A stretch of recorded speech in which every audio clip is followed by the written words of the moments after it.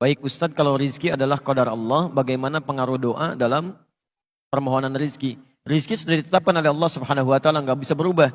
Doa itu bisa mempercepat datangnya dan menentukan keberkahannya. Itu poinnya.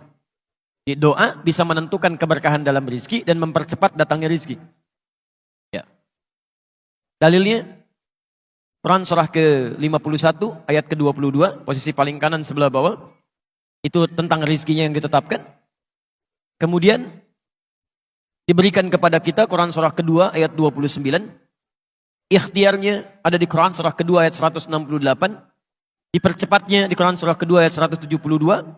Kemudian bisa kita dapatkan lebih, termasuk dengan cara doa. Belum berangkat, rizkinya sudah bisa datang dengan cepat. Itu ada di Quran surah ke-7 ayat ke-96.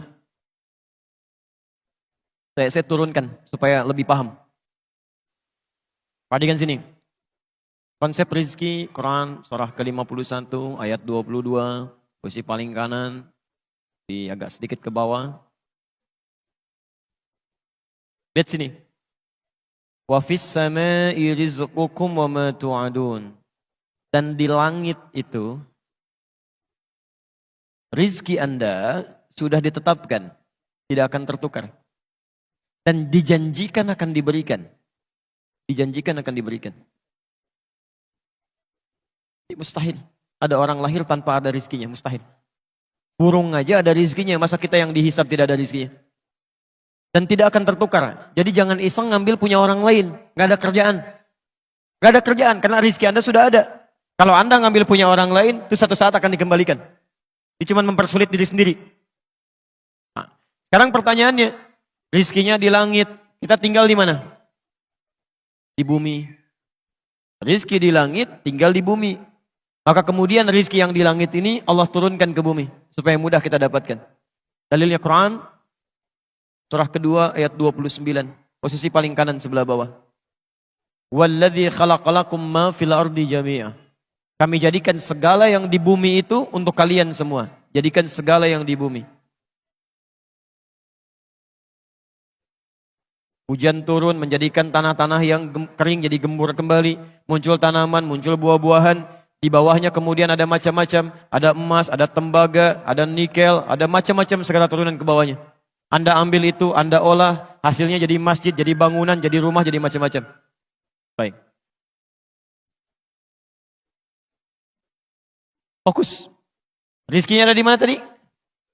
Di langit. Sekarang kita ada di mana? Bukan, kita di Lamongan, di Masjid Namira. Antum ada di Lamongan.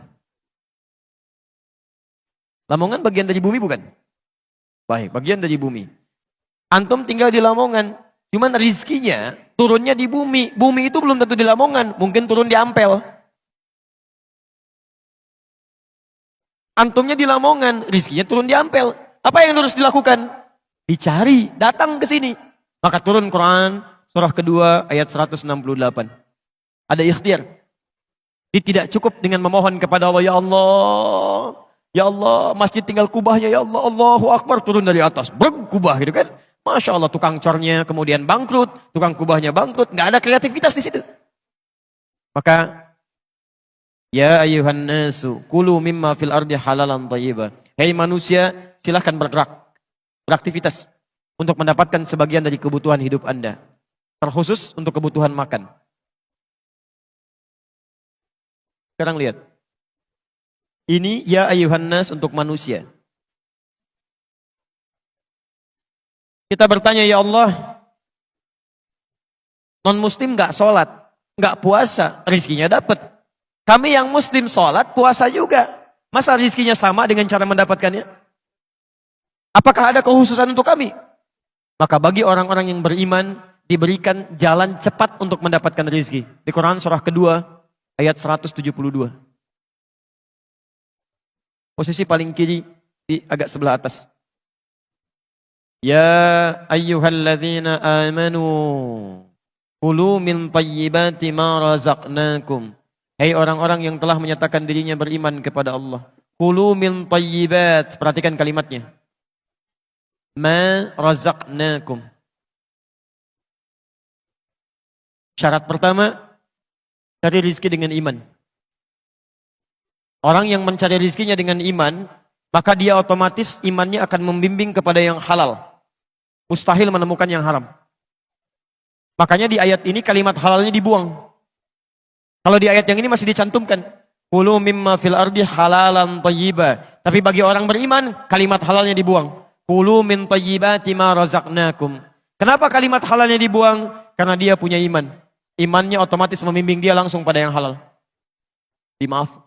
Kalau ada orang beriman masih menemukan harta yang haram, ada yang salah dalam imannya. Ada yang keliru di situ. Ketika dia mencari dengan imannya, maka ma razaqnakum. Kami yang akan siapkan rizkinya untuk orang ini, bukan dia yang lelah mencarinya. Baru gerak sedikit, rizkinya sudah datang. Baru berangkat sedikit, peluangnya sudah muncul. Apa tanda keimanan pertama dalam mendapatkan ini? Doa. Doa.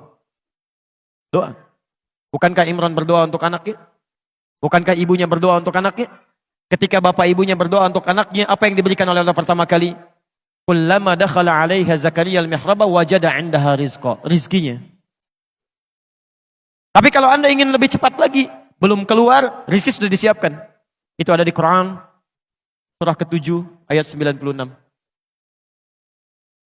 Walau anna ahlal qura amanu wattaqau, iman plus takwa. Ini poinnya. Iman plus takwa. La fatahna alaihim barakatin minas sama'i wal ard. Kami akan bukakan semua pintu-pintu keberkahan rizki di langit dan di bumi. Tadi rizki ada di mana? Langit. Diturunkan ke mana? Sekarang semua pintu rizki oleh Allah dibuka di langit dan di bumi. Jadi di Lamongan dibuka, di Ampel dibuka, segala dibuka, di langit dibuka. Maka rizkinya yang datang mencari Anda, bukan Anda yang datang mencari rizki. Syaratnya iman plus takwa. Bagaimana cara meningkatkan takwa? Ada 115 kali penyebutannya dalam Al-Quran. Anda keluarkan ayat-ayat ini, praktekkan dalam kehidupan, maka Masya Allah, rizki akan mudah didapatkan. Lihat sahabat Nabi SAW. Sibuknya luar biasa. Tapi masih sempat salat fardu di masjid berjamaah. Malam masih tahajud sampai hatam Quran. Tidak meninggalkan amalan-amalan sunnah. Masih puasa juga. Hidupnya santai, bekerja juga, ibadahnya nyaman. Asetnya hari ini masih ada. Utsman bin Affan masih punya aset di Bank Saudi sampai hari ini. Abdurrahman bin Auf kapaknya terbuat dari emas. Sahabat-sahabat mulia, kayanya luar biasa. Salat dikerjakan, 5 waktu di masjid, malamnya masih tahajud. Dan indah. Karena meningkatkan takwa kepada Allah Subhanahu wa taala. Coba antum lihat burung. Keluar cuman pagi, pulang sore, rizkinya dapat. Bukan cuma untuk dirinya, untuk anak-anaknya, untuk keluarganya.